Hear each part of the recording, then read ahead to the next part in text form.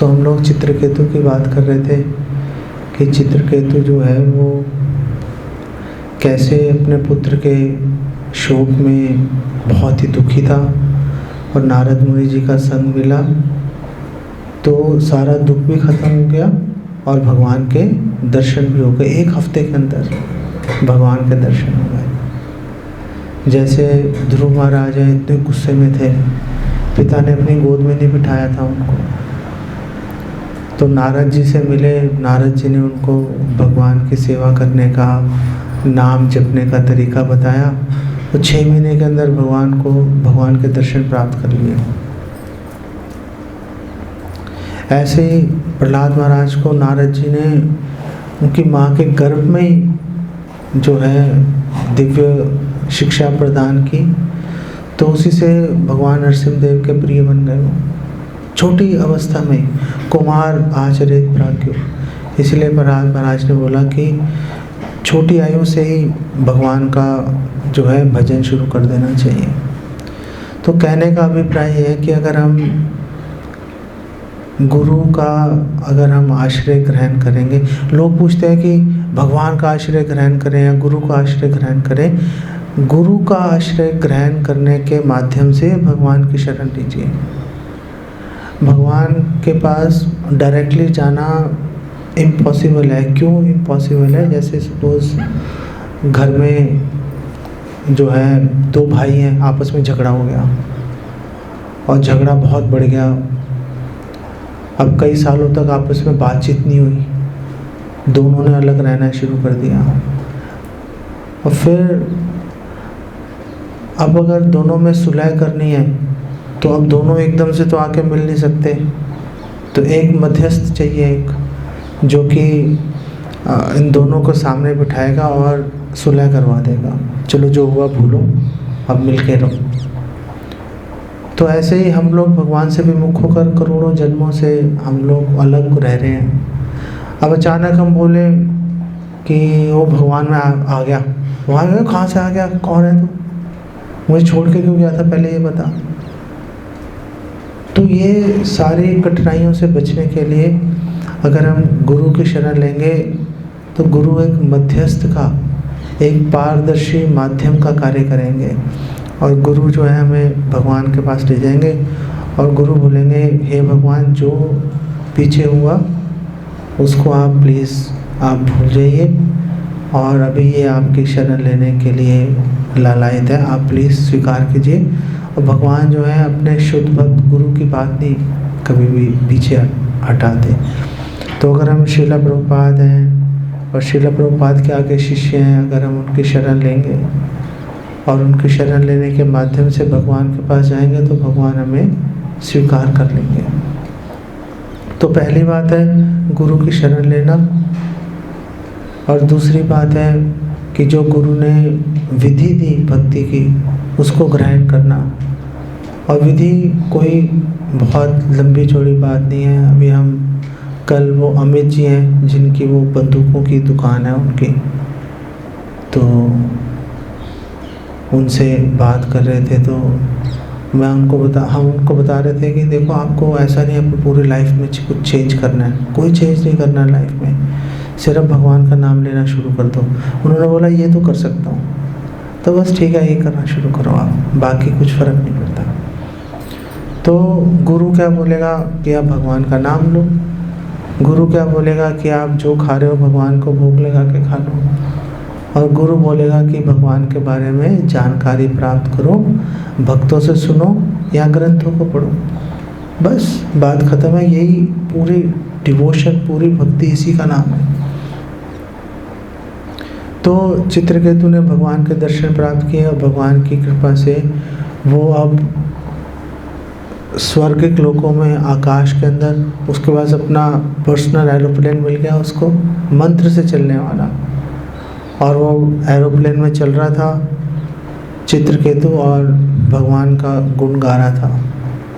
तो एक बार क्या हुआ कि भगवान का गुण गाते गाते एरोप्लेन में चल रहा था तो सुमेरु पर्वत के ऊपर से निकला, तो वहाँ पे शिव जी बैठे हुए थे और चारों तरफ शिव जी के बड़े बड़े ऋषि, महात्मा, चारण, सिद्धा, विद्याधर, ये सब उनके आसपास बैठे थे।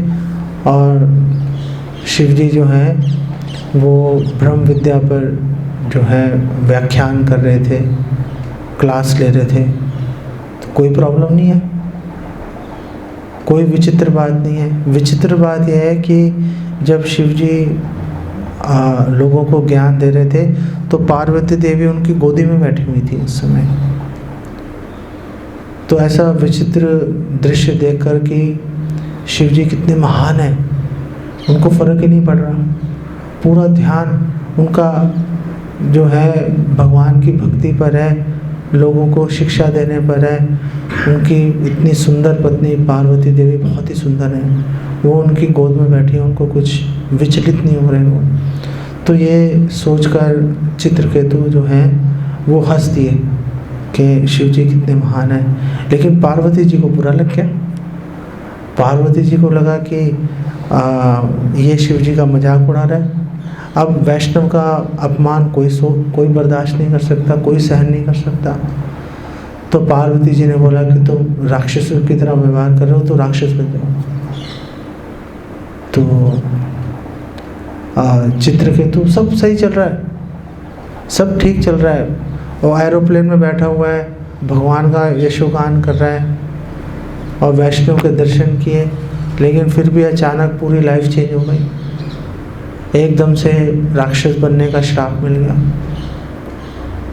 ऐसे ही हम लोगों की लाइफ में भी सब ठीक चल रहा होता है, अचानक एकदम कोई प्रॉब्लम आ जाएगी, हमें लगता है सब कुछ तहस नहस हो गया, बहुत दिक्कत है, हम तो भगवान का भजन भी कर रहे थे, फिर हमारे पे ऐसी प्रॉब्लम्स क्यों आई।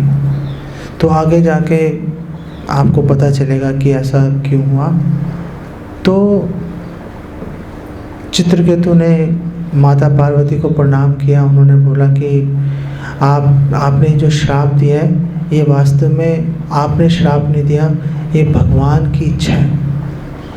भगवान की इच्छा थी तो आपके मुंह से श्राप निकल गया। तो एक भक्त जो है उसके जीवन में कभी प्रॉब्लम्स आएंगी, उसको कभी किसी को दोष नहीं देता, कभी किसी को दोष नहीं देगा। वो ये सोचेगा कि भगवान की योजनाएं मुझे शुद्ध करने के लिए, मुझे भक्ति में और आगे बढ़ाने के लिए। तो जब विपत्ति आए तो भगवान का भजन ऐसा नहीं कि छोड़ देना चाहिए, बल्कि उस समय और भी अधिक मनोयोग से भगवान की भक्ति में हमें संलग्न होना चाहिए कि भगवान की दृष्टि हमारे पे पड़ गई, भगवान हमारे बारे में सोच रहे हैं। अब मतलब भगवान अगर हमारे बारे में सोच रहे हैं बहुत बड़ी बात होती है। भगवान को क्या ज़रूरत है, हम लोग एक कीड़े से भी गए गुजरे हैं। ब्रह्मा जी ब्रह्म संहिता में बोल रहे हैं, यस्तु इंद्र गोपम अथवेंद्रम अहो स्वकर्मा बंधानुरूप फल भाजन मातनोति कर्माणि निर्दहति किंतु च भक्ति भाजा गोविंदमादि पुरुषम तमहं भजामि। ब्रह्मा जी बोल रहे हैं कि जो इंद्र है, जो स्वर्ग का राजा है, और इंद्र गोपम एक बहुत सबसे छोटा जो कीड़ा होता है उसका नाम है इंद्र गोपम। तो ब्रह्मा जी कह रहे हैं कि इंद्र में और इंद्र गोपम में कोई भेद नहीं है, दोनों एक जैसे हैं। अरे वो छोटा सा कीड़ा है, वो इधर उधर भटक रहा है, नालियों में भटक रहा है। इंद्र जो है वो सारे देवी देवता, सूर्य चंद्र जैसे महान देवी देवता, अग्निदेव उनको प्रणाम कर रहे हैं। तो दोनों बराबर कैसे हो गए? तो ब्रह्मा जी ने बोला दोनों एक बराबर इसलिए हैं क्योंकि दोनों के गले में कर्म बंधन की फांस डली हुई है, कर्म बंधन की रस्सी से बंधे हुए हैं दोनों। एक सोने की रस्सी से बंधा हुआ है, एक लोहे की रस्सी जंजीर से बंधा हुआ है। लेकिन एक पशु जो है उसके गले में आप सोने की जंजीर डाल दो, लोहे की जंजीर डाल दो, काम तो उसको बांधने का करेगी। कोई पशु ये तो बोलेगा नहीं कि देखो मेरे गले में सोने की जंजीर है। वो तो उसको ये सोच के चलेगा ना कि इसने मेरी स्वतंत्रता का हनन कर लिया, मेरी स्वतंत्रता ख़त्म कर दी इसने। अब अगर ये जंजीर जो है ये अगर सपोज 5 मीटर लंबी है तो मैं 6 मीटर पे नहीं जा सकता, मैं 5 मीटर तक जा सकता हूँ, बस मेरी स्वतंत्रता रुक गई। तो ब्रह्मा जी ने इसीलिए बोला कि जो इंद्र है और एक कीड़ा एक समान चल रहे हैं, कर्म के बंधन में फंसे हुए हैं। ये जो बात है ये बहुत ही महत्वपूर्ण बात है, आगे भी जाके काम में आएगी। इस बात को आप हमेशा याद रखना। तो हम ये बात क्यों लेके आए थे, भूल ही गया मैं। हाँ, सो चित्रकेतु, सो पॉइंट ये था कि कुछ भी हमारे जीवन में होगा, हमेशा ये सोच के चलना कि भगवान की योजना। एक भक्त के जीवन में कर्म काम नहीं करते। अगर एक भक्त के जीवन में कर्म ही काम करेंगे तो फिर भक्त और अभक्त में फ़र्क ही क्या है, कोई फ़र्क नहीं है। एक भक्त के जीवन में प्रॉब्लम्स आएंगी, लेकिन वो जो समस्याएं हैं वो समस्याएं भगवान की योजना से चलती हैं। कई बार हम उस योजना को समझ पाते हैं, कई बार हम उस योजना को नहीं समझ पाएंगे। जो भक्त प्रॉब्लम्स में, समस्या के अंदर, विपत्ति के समय अगर भगवान का भजन करता रहेगा तो आगे बढ़ जाएगा। जैसे भागवतम 10.14.8 में ब्रह्मा जी कह रहे हैं, तत्तेनु कंपार्थ सुसमीक्ष मानो भुंजान एव आत्मकृतम विपाकम हृदवाग वपुर्भिर विदधन नमस्ते जीवेत्यो मुक्ति पदे स दाय भाग। कि अगर आपके जीवन में समस्याएं हैं तो ये सोचो कि ये जो समस्याएं, हमने तो बहुत सारे पाप कर रखे थे, हमने तो बहुत सारे पाप कर रखे थे, हमें बहुत सारी प्रॉब्लम्स आनी चाहिए थी हमें। तो ये जो समस्याएं आ रही हैं ये हमारे पूर्वकृत पापों का परिणाम है। तो फिर भगवान को धन्यवाद क्यों देना है? हृदवाग वपुर्भिर विदधन नमस्ते। वो अपने हृदय, वाणी, शरीर से भगवान को धन्यवाद करता है। क्यों धन्यवाद करता है? क्योंकि हमारे पाप ज़्यादा थे, भगवान ने समस्याएं कम दी, कम करके भगवान ने समस्याएं दी। हृदवाग वपुर्भिर विदधन नमस्ते जीवेत्यो, जो ऐसे अपना जीवन बताएगा, मुक्ति पदे से दायभाग। दायभाग मतलब गारंटी है, उत्तराधिकारी है, जाके रहेगा वो कहाँ पर? भगवान के घर, भगवान के धाम में जाके रहेगा। तो कभी तो इसीलिए तो कुंती महारानी बोल रही है, कुंती महारानी बोल रही है भगवान को, जब भगवान महाभारत का युद्ध खत्म हो गया तो भगवान कृष्ण कुछ देर रुके, फिर भगवान कृष्ण ने बोला चलो वेल अब सारा चीज़ खत्म हो गई, अब मैं जाता हूँ वापस द्वारका। तो जब भगवान रथ पे बैठे, हस्तिनापुर में रथ पे बैठे, जाने के लिए तैयार हो गए, तो जाने लगे थे तो दो घटनाएं हुई वहाँ पर उस समय। एक घटना हुई कि जो कुंती महारानी की बहू थी उत्तरा थी ना, तो उसके गर्भ में परीक्षित महाराज थे। तो अश्वत्थामा ने ब्रह्मास्त्र छोड़ दिया कि एक ही वंशज है, पांडवों का वंश विनाश कर दूंगा। तो उत्तरा के गर्भ की ओर जो है केंद्र करके ब्रह्मास्त्र को छोड़ दिया। तो उत्तरा ने भगवान से प्रार्थना की, हे भगवान आप प्लीज़ मेरे गर्भ की रक्षा करो, क्योंकि आपका भक्त मेरे गर्भ के अंदर विराजमान है। तो भगवान ने उत्तरा के गर्भ को अपने तेज से ढक दिया, ब्रह्मास्त्र का असर निष्फल हो गया, तो रक्षा हो गई। दूसरी बात क्या हुई कि जब भगवान चलने लगे तो कुंती महारानी ने उनका रथ रोक लिया। कुंती महारानी ने बोला आप कहाँ जा रहे हो, हमें छोड़कर आप कहाँ जा रहे हो?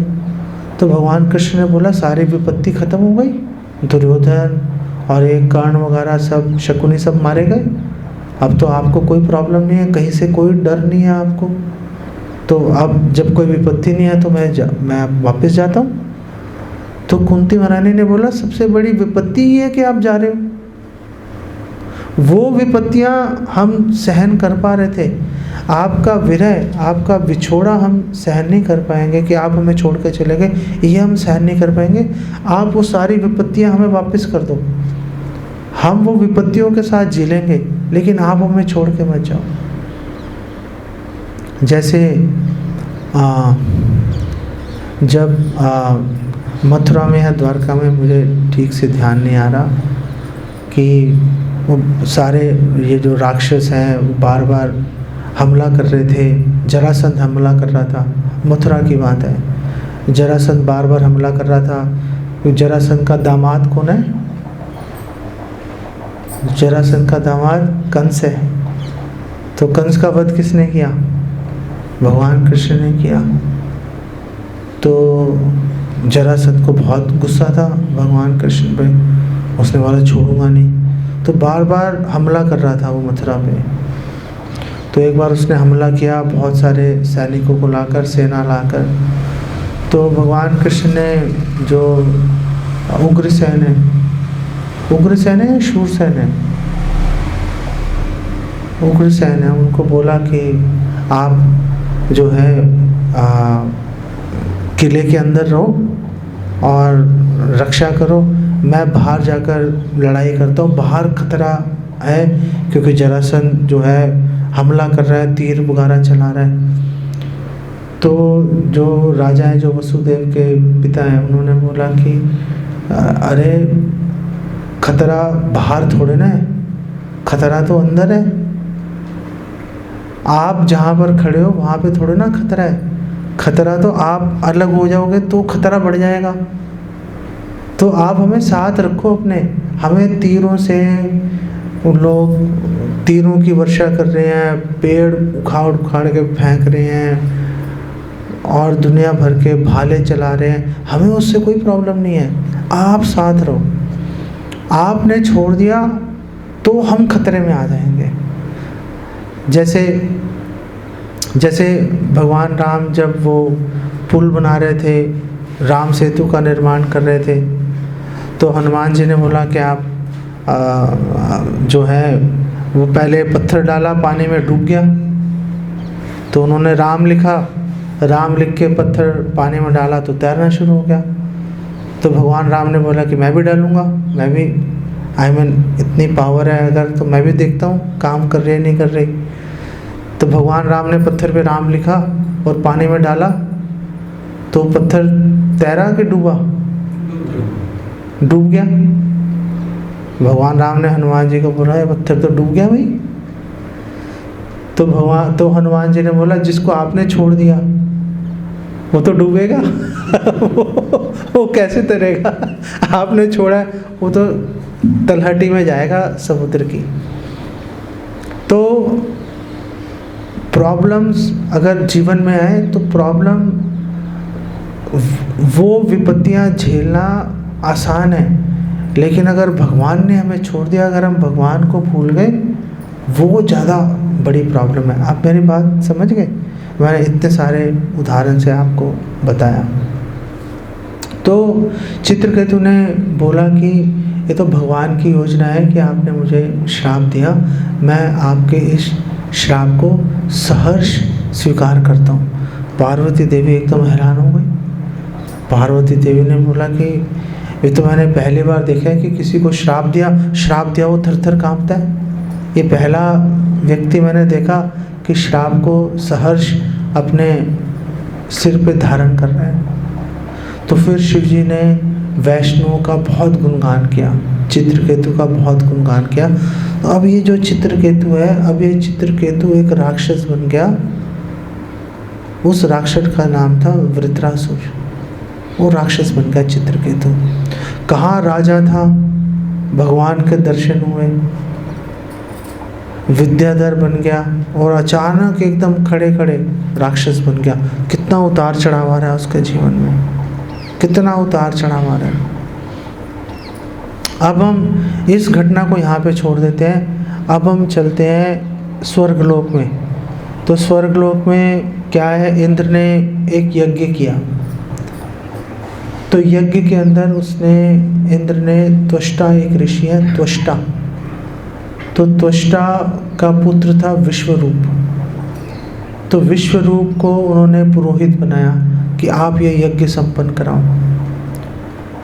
अब वो विश्वरूप की एक खासियत थी, एक बहुत विचित्र बात थी विश्वरूप की। वो विचित्र बात क्या थी कि विश्वरूप अपने पिता की तरफ से तो देवताओं से संबंध रखता था वो, और माता की तरफ से असुरों से संबंध था उसका। तो जब विश्वरूप यज्ञ में आहुति दे रहा था और देवताओं को यज्ञ का भाग दे रहा था, इंद्राय स्वाहा, अग्नि देवाय स्वाहा, सूर्य देवाय स्वाहा, तो जोर जोर से बोल रहा था। लेकिन क्योंकि अपनी माँ की तरफ से असुरों से जुड़ा हुआ था, तो मौन रहकर असुरों को भी यज्ञ का भाग दिया जा रहा था। अब इंद्र ने वो यज्ञ क्यों किया कि यज्ञ होगा, हमें शक्ति मिलेगी, शक्ति मिलेगी तो असुरों को हराने में आसानी रहेगी। लेकिन जब इंद्र ने देखा अरे यज्ञ मैं करा रहा हूँ और यज्ञ का भाग ये असुरों को दिए जा रहा है, तो गुस्सा आएगा नहीं आएगा? इंद्र को गुस्सा आ गया। तो ये जो विश्वरूप था इसके 3 सिर थे, 3 सिर थे इसके।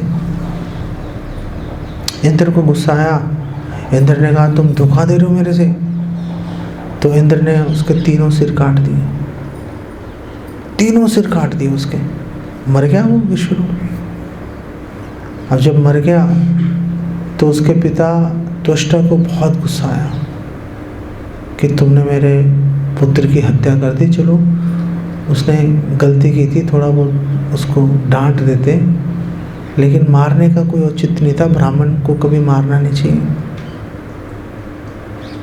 इंद्र को उसका हर्जाना भी भुगतना पड़ा, उसके बारे में शाम को बात करेंगे। तो जब मार दिया इंद्र ने, त्वष्टा को गुस्सा आ गया, तो अब त्वष्टा ने एक यज्ञ करना शुरू किया। और त्वष्टा ने जब यज्ञ करना शुरू किया तो त्वष्टा जो है उसने उस यज्ञ के अंदर इंद्र को वध करने वाला एक पुत्र प्राप्त हो, ऐसा सोच के यज्ञ किया उसने। तो उसने बोला इंद्र शत्रु वर्धस्व, कि इंद्र का जो शत्रु है, इंद्र शत्रु विवर्धस्व, कि इंद्र का शत्रु है वो खूब बड़े फले फूले और इंद्र को हरा दे। तो ये जो यज्ञ है ये भक्ति तो है नहीं, ये तो कर्म कांड है। अब कर्म कांड के अंदर प्रॉब्लम है कि अगर आपने मंत्रों का उच्चारण ठीक से नहीं किया तो उल्टा पड़ जाता है वो। तो जब त्वष्टा बोल रहा था कि इंद्र शत्रु, तो इंद्र शत्रु उसने इस तरह से बोला कि ऐसा सुनाई दे रहा था कि जिसका इंद्र शत्रु हो, जिसका इंद्र शत्रु हो, तो उस यज्ञ से ऐसा पुत्र प्राप्त हो गया जो इंद्र से शत्रुता नहीं रख रहा। इंद्र उसका शत्रु बन रहा है बिना बात के इंद्र उसका शत्रु बन गया। ये कर्म कांड में लगने का सबसे बड़ा नुकसान है। अगर हम कर्म कांड में लगेंगे, सकाम कर्मों में लगेंगे, हम कितना ही अच्छे से हम लोग उसको संपन्न करें, एक गलती होगी सब उल्टा हो जाएगा। दूसरी तरफ भक्ति में आप कितनी गलतियां कर लो, फिर भी आपको भगवान की कृपा प्राप्त होकर रहेगी। जैसे वो डाकू था और वो डाकू को नारद जी ने बोला कि राम नाम लो, तो डाकू ने बोला मैं तो राम बोल नहीं सकता। तो नारद जी ने क्या बोला, मरा, जो तुम डाकू हो ना, मार काट में विश्वास रखते हो, मरा बोलना शुरू कर दो। तो उसने क्या बोलना शुरू कर दिया, मरा मरा मरा मरा मरा मरा। अब वो तो मरा बोल रहा है, लेकिन बीच में आवाज़ क्या आ रही है, राम की। तो भगवान ने उसको भी सेवा के रूप में स्वीकार कर लिया। अगर आप भक्ति में जुड़ोगे, आप मरा भी बोलोगे तो भगवान उसको राम शब्द समझ के स्वीकार कर लेंगे। इतना भगवान दयालु है। बल्कि जैसे चैतन्य महाप्रभु हैं, चैतन्य महाप्रभु के एक पार्षद हैं हरिदास ठाकुर, हम बोलते हैं नामाचार्य श्री हरिदास ठाकुर की जय, हम बोलते हैं ना। हरिदास ठाकुर रोज़ 3 लाख नाम लेते थे। 3 लाख नाम का मतलब करीब 192 माला करते थे रोज। हम लोग 16 नहीं कर पा रहे तो एक बार किसी ने हरिदास ठाकुर से पूछा कि आप हमें जो भगवान के दिव्य नाम है, हरि नाम है, हमें आप उसकी महिमा के बारे में बताइए। तो हरिदास ठाकुर ने बोला कि आप राम बोलेंगे तो बहुत अच्छा है, अगर आपने हराम बोला, अगर आपने बोला ये तो हराम है, तो भगवान उसमें से भी राम लेके स्वीकार कर लेंगे। इतना भगवान दयालु है। अभी कर्म कांड के अंदर क्या है कि इंद्र शत्रु बोलने में ही इंद्र पे जोर आया या शत्रु पे जोर आया, उससे चेंज हो गया। तो त्वष्टा ने इतनी मेहनत की, सब गुड़ गोबर हो गया। लेकिन भक्ति में जुड़ेंगे, भगवान का नाम लेंगे तो गलत भी बोलेंगे, गलत भी बोलेंगे, हराम बोल दिया, कोई भगवान से लेना देना नहीं है। लेकिन हराम के अंदर भगवान राम को, भगवान बोलेंगे देखो इसने राम बोला, भगवान स्वीकार कर लेंगे। इतना भगवान कृपा देने के लिए बैठे हुए हैं। तो भक्ति में जुड़ेंगे, कुछ गलतियाँ होंगी, कुछ फर्क नहीं पड़ता। आप नाम ठीक से बोल नहीं पाओगे, कुछ फर्क नहीं पड़ता। जो यूरोप वगैरह पाश्चात्य देश में है, उसमें बहुत सारे देश ऐसे हैं कि वो कृष्ण बोल नहीं सकते, कृष्णा ऐसे कुछ बोलेंगे, वो कृष्ण बोल नहीं सकते, शब्द उनके उसके अंदर है नहीं, तो वो बोलेंगे हरे कृष्णा, इस तरह से बोलते हैं वो। तो क्या भगवान बोलेंगे देखो ठीक नहीं बोल रहा? तो क्या भगवान उनकी भक्ति को स्वीकार करेंगे कि नहीं करेंगे? 101% करेंगे, 101% करेंगे। यही भक्ति करने का फ़ायदा है कि हमने ठीक से नहीं भी किया, बहुत सारी गलतियाँ हो गई हमसे, तो भी भगवान बुरा नहीं मानते। भगवान बोलेंगे देखो कर रहा है ना, इसने मेरे बारे में सोचा, मेरा नाम लिया, चाहे गलत बोला। जैसे बच्चे हैं, छोटा बच्चा तोतली भाषा में बोलेगा माँ बाप को कुछ, तो माँ बाप को बहुत अच्छा लगता है। माँ बाप ये नहीं सोचते ऐसा साफ नहीं बोला, ये कोई तरीका हुआ। माँ बाप ऐसा नहीं सोचते, माँ बाप को अच्छा लगता है। ऐसे ही हम लोग तो भगवान के छोटे बच्चे ही हैं। अगर हम बाई चांस अगर गलतियाँ कुछ हो गई भक्ति करते समय, भगवान उन गलतियों को नहीं देखते बिल्कुल। भगवान बोलते देखो इसने किया ना, बस मैं उसी को कंसीडर, उसी के ऊपर ध्यान लगाऊंगा और किसी चीज़ पे ध्यान नहीं लगाऊंगा। तो भगवान, जैसे भगवान जगन्नाथ हैं, उनकी इतनी बड़ी बड़ी आँखें हैं। तो इतनी बड़ी बड़ी आँखें क्यों हैं? क्योंकि भगवान, जो हमने भक्ति में कोई छोटी से छोटी काम भी किया, भगवान ऐसे आंखें खोल के देखते हैं और फिर भगवान पलक भी चिपकाते हैं बीच में। तो पलक क्यों चिपकाते हैं? जब हम कोई गलती करते हैं भगवान पलक चिपका लेते हैं, देखते ही नहीं उसकी तरफ भगवान कहते हैं कि इसने अच्छा काम किया आंखें खोल के देखूंगा, खराब काम किया पलक चिपका लूँगा। इतनी दया भगवान, एक एक कदम में भगवान हमारे पे दया बेसिकली बरसा रहे हैं।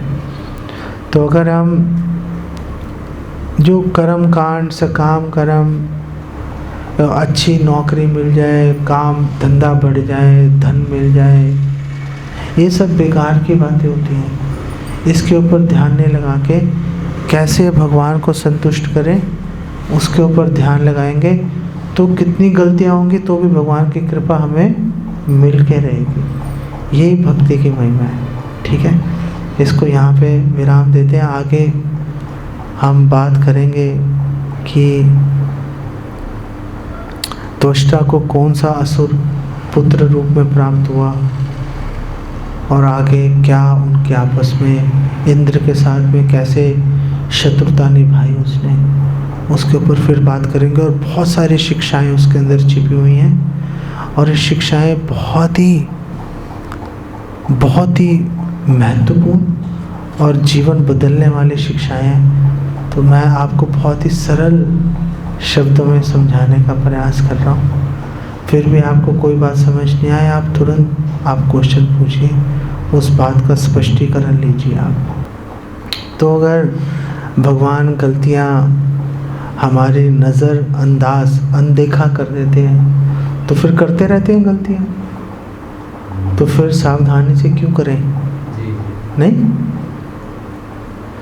तो भक्ति के कई स्तर हैं। भक्ति के शुरुआती स्तर है, फिर मध्यम स्तर है, फिर उन्नत स्तर है। तो हम बच्चे का उदाहरण ले रहे थे, बच्चे के उदाहरण को आगे बढ़ाते हैं। जैसे छोटा बच्चा है, 1-1.5 साल का है, 1.5-2 साल में मेरे ख्याल चलना शुरू हो जाता है, 2 साल के अंदर। तो जब बच्चा चलना शुरू करता है तो खड़ा होता है, फिर नीचे गिर जाता है, फिर खड़ा होता है, माँ बाप बोलते हैं आजा आजा आजा आजा आजा आजा आजा, वो टॉफ़ी भी दिखाते हैं उसको। नहीं तो बच्चा नीचे गिरता है तो माँ बाप क्या चिंता करते हैं कि नीचे गिर गया? उनको पता है अभी नीचे गिरा, अभी खड़ा हो जाएगा, कोई चिंता की बात नहीं है। ऐसे ही जब हम भक्ति शुरू करते हैं तो भगवान देखते हैं कि लड़खड़ा रहा है, गलतियाँ कर रहा है, भगवान बोलते हैं कोई प्रॉब्लम नहीं है। भगवान हमें टॉफ़ी लॉलीपॉप दिखाते हैं, भगवान बोलते हैं आजा आजा आजा, कोई बात नहीं कोई बात नहीं, कोई चोट नहीं लगी, आ जाओ, मैं इधर खड़ा हूँ, आ जाओ फटाफट आ जाओ, टॉफ़ी ले लो। फिर जब वो बच्चा थोड़ा बड़ा हो जाता है तो चलना शुरू कर देता है, अब नहीं गिरता नीचे। अब सपोज़ वो 16 साल का हो गया, 16-17 साल का हो गया, अब वो चल रहा है, तो अब माँ बाप उसको नहीं बोलते ये ले टॉफ़ी ले ले आ जा, अब नहीं बोलते। ऐसे ही भगवान जब भक्त थोड़ा भक्ति में प्रगति करता है तो फिर भगवान उसको नहीं बोलते ये ले टॉफ़ी ले ले आ जा, भगवान देखते हैं बड़ा हो गया। लेकिन उस समय 16 साल का बच्चा अगर चलते चलते नीचे गिर गया तो माँ बाप को चिंता होगी कि नहीं होगी? अगर वो अगर एक बार नीचे गिरा तो माँ बाप सोचेंगे चलो ठोकर लगी होगी, नीचे गिर गया होगा, हो जाता है, पैर फिसल गया होगा। लेकिन अगर बार बार नीचे गिरेगा तो माँ बाप को चिंता हो जाएगी, उसको तुरंत डॉक्टर के पास लेके जाएंगे। नहीं, माँ बाप बोलेंगे ये अच्छा नहीं हो रहा। ऐसे ही जब हम भक्ति में आ गए, अब हमें भक्ति में आ गए 15, 16, 20 साल हो गए हमें, तो अगर हम अब भी अगर हम गलती करेंगे तो फिर भगवान को चिंता हो जाएगी, ये क्यों कर रहा है गलती? ये छोटा था, कर रहा था, कोई प्रॉब्लम नहीं थी, अब गलती नहीं होनी चाहिए, कहीं ना कहीं प्रॉब्लम है, उस प्रॉब्लम को ढूंढते हैं। अब इसका इलाज करना ज़रूरी है, फिर भगवान हमारा इलाज करेंगे भगवान, ठीक है। उसके बाद में फिर अगला स्तर आ गया कि अब 16 साल से अब बढ़ के 25 साल के हो गए।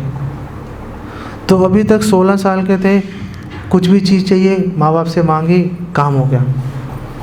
नहीं, मोटरसाइकिल में पेट्रोल डलवाना है और बोलेंगे मम्मी ज़रा डैडी ये ज़रा 500 रुपये देना, पेट्रोल डलवाना है, बोलेंगे ये लो भाई 500 रुपये पेट्रोल डलवाओ, कोई प्रॉब्लम नहीं है, माँ बाप देते रहेंगे पैसे। लेकिन अब वो 25 साल का हो गया, अब 25 साल का हो गया तो अब उसको कमाना शुरू करना चाहिए, अपने पैरों पे खड़ा हो जाना चाहिए उसे।